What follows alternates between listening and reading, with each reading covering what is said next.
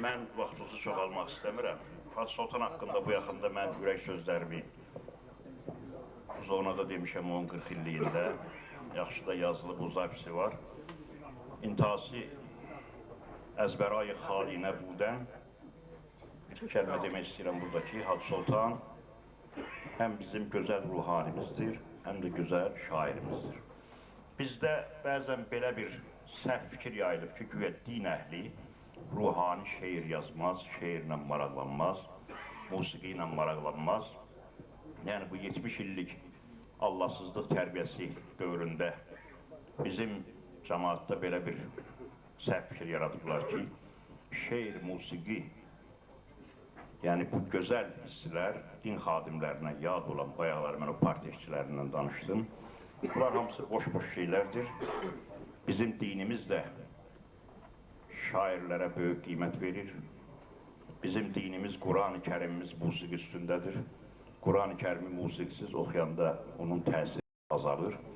Hər hansı bir Quran oxuyan qari-i Quran bilir ki, Quran özü gərək musiqi ilə əlbəttə Quran-ı Kərimin təcvidini pozmadan, məxrəclərin təhrif eləmədən yerli yerində gərək musiqi ilə oxunsun. Peyğəmbər əleyhissalamın musiqi barəsində çox hədisləri var. Hədislərin birində deyir ki, لِكُلِّ شَيْءٍ حِلْيَةٌ وَحِلْيَةُ الْقُرْآنِ الصَّوْتُ الْحَسَنِ Hər şeyin bir bəzəyi var. Quran-ı Kərimin bəzəyi gözəl səsdir.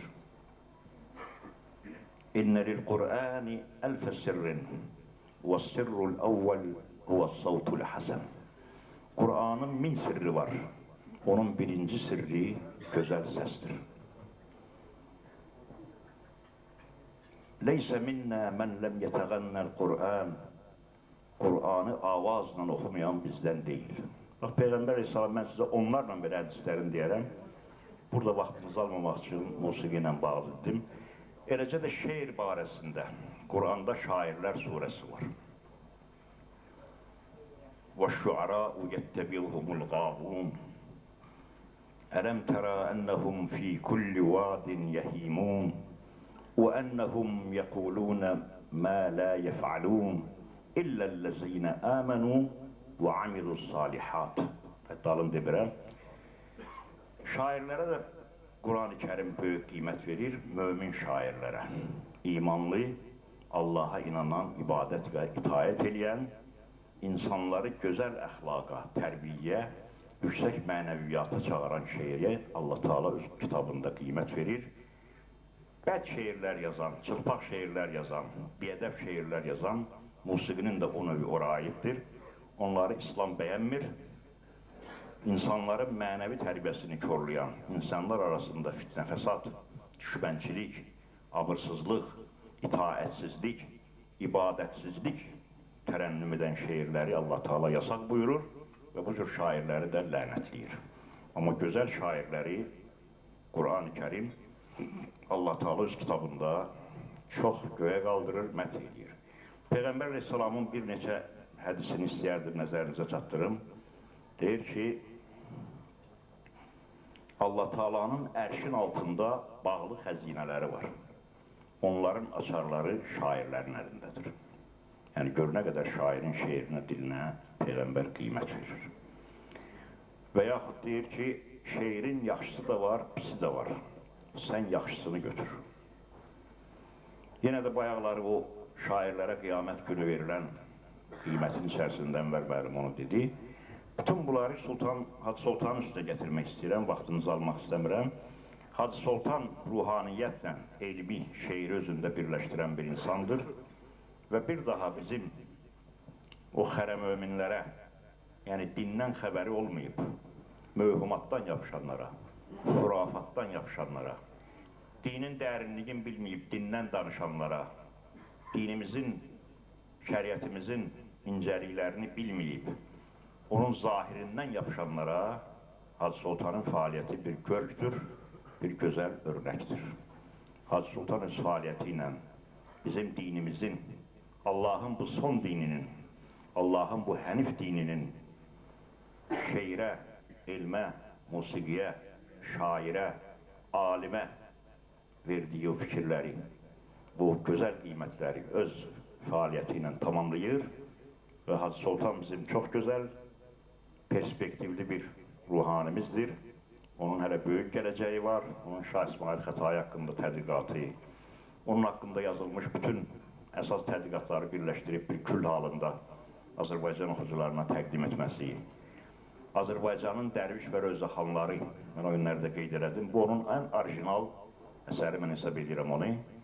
Çünki bu işlənməmiş bir mövzudur. Kənd bə kənd, şəhər bə şəhər, diyar bə diyar gəzib, bizim o böyük sənətin, böyük rövzəxanlarımızın, mərsiyəxanlarımızın, böyük şairlərimizin növhələrini, onların oxuduqları məhz növhələri toplayıb və rövzəxanlıq sənət haqqında oxucularımıza geniş məlumat verib və bir də onun İslamda idmanla Məhəmmədər haqqında olan kitabı və indi biz onun yeni əsərlərinin şahidi olacağıq. Hacı Sultana mən can sağlığı arzu edirəm.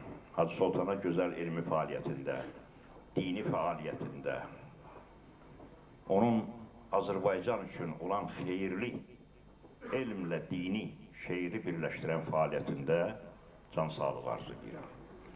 Və bir şey də demək istəyirəm ki, Hacı Sultan çox təvazökar və çox ədəbli bir insandır. Hacı Sultan yerini bilən, təvazö, insanda bu çox böyük neymətdir. Allah Teala bunu pulla vermir insanlara. Bu, Allahın insana bəxş etdiyi bir neymətdir. Təvazö çox böyük neymətdir. Peyğəmbər Aleyhisselamın bir hədisi var ki, əgər elm Allahın əmri ilə insan qiyafəsinə girsəydi, o çox təvazökar bir adam şəklində görünərdi. Bax, Hacı Sultan bunu özündə cəmləşdirən bir bizim din xadimimizdir. Onun ədəbi, ərkanı, böyüyə hörməti, ağsaqqala, ağ birçəyə ehtiramı, cəmiyyət içərisində özünə aparmağı, sadəliyi, onun üçün mən elə gəlir ki, elmi qədər, sənəti qədər vacib olan keyfiyyətlərdən biridir və mən çox adamlarımıza belə bir keyfiyyət arzu eləyərdim. Hacı Sultana Allah bu vergini verib, Hacı Sultan elmi ilə, sənəti ilə, ruhaniyyəti ilə yanaşı, bu keyfiyyəti ilə də xalqın rəğbətini, Azərbaycan xalqının, onu tanıyanların rəğbətini qazanıb. Ba-ədəb baş, padişahi kon, bi-ədəb baş, hərci xahi kon. Ədəbli ol, padişahlıq elə, bi-ədəb ol, nə istəyirsən elə. Bax, Hacı Sultan Allah Teala verdiyi ədəb yolunda da mən şeiri ilə, elmi ilə bərabər can sağlığı arz edirəm. Məclis əhli adından ona yeni müvəffəqiyyətlər, uğurlar arz edirəm. Allah Teala'dan tevfik və başarılar diləyirəm. Esselamu Aleyküm və Rəhmətullahi və Bərəkatuhu.